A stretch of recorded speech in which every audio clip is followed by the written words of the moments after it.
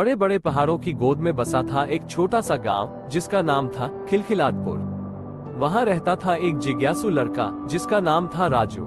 राजू को हर चीज के बारे में जानने का बड़ा शौक था। सुबह के उजाले से लेकर रात के तारों तक उसकी आंखों में सवाल ही तैरते रहते। एक दिन राजू खेलते खेलते गांव के सबसे बुजुर्ग दादाजी के पास पहुंच गया।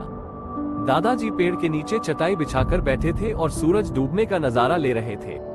राजू उनके पास झूमता हुआ आया और बोला, दादाजी, सूरज रोज कहाँ चला जाता है? दादाजी हंसे और बोले, अरे प्यारे राजू, सूरज रोज रात को अपने घर सोने जाता है और सुबह फिर से खेलने के लिए निकलता है। राजू ने बड़े आश्चर्य से पूछा, लेकिन उसका घर कहाँ है?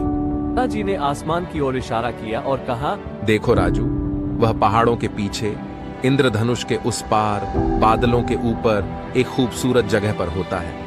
वहाँ चांद और तारे उसके साथी होते हैं। राजू को दादाजी की बातें सुनकर बड़ा ही रोमांच हुआ। उसे सूरज के घर जाने का रास्ता खोजने का मन हो गया। उसने दादाजी से पूछा, क्या मैं सूरज के घर जा सकता हूँ?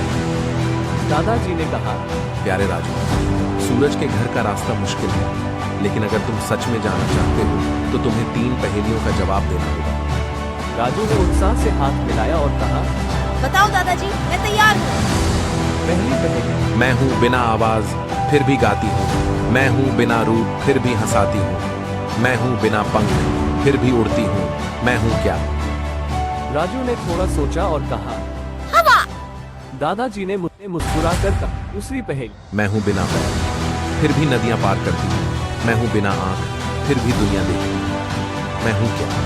राजू ने जल्दी से कहा, नाव। दादाजी फिर मुस्कुराए। मैं हूँ बिना हाथ फिर भी फूल खिलता हूँ, मैं हूँ बिना जबान फिर भी पंछी गाता है, मैं हूँ क्या? राजू ने इस पर थोड़ा ज्यादा सोचा और फिर खुशी से चिल्लाया, सूरज। दादाजी गले लगाकर बोले, बहुत बढ़िया राजू, तुमने सारी पहेलियों का जवाब दे दिया। अब तुम सूरज के घर जाने के लिए तैयार हो। राजू ने कैसे दादाजी? दादाजी ने कहा, देखो राजू, हर शाम जब सूरज पहाड़ों के पीछे डूबता है तो उसके पीछे एक जादुई रास्ता बनता है।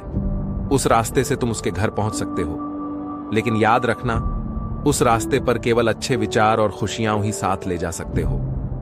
राजू ने उत्साह के साथ सिर हिलाया। उस शाम जब सूरज डूबने लगा तो राजू ने पहाड़ों की तरफ देखा। वहां सचमुच एक सुनहरा रास्ता नजर आ रहा था। राजू उस रास्ते पर चल पड़ा। वो हवा में तैरते हुए बादलों को छूता हुआ आगे बढ़ता गया। रास्ते में मिलने वाले चांद और तारों ने उस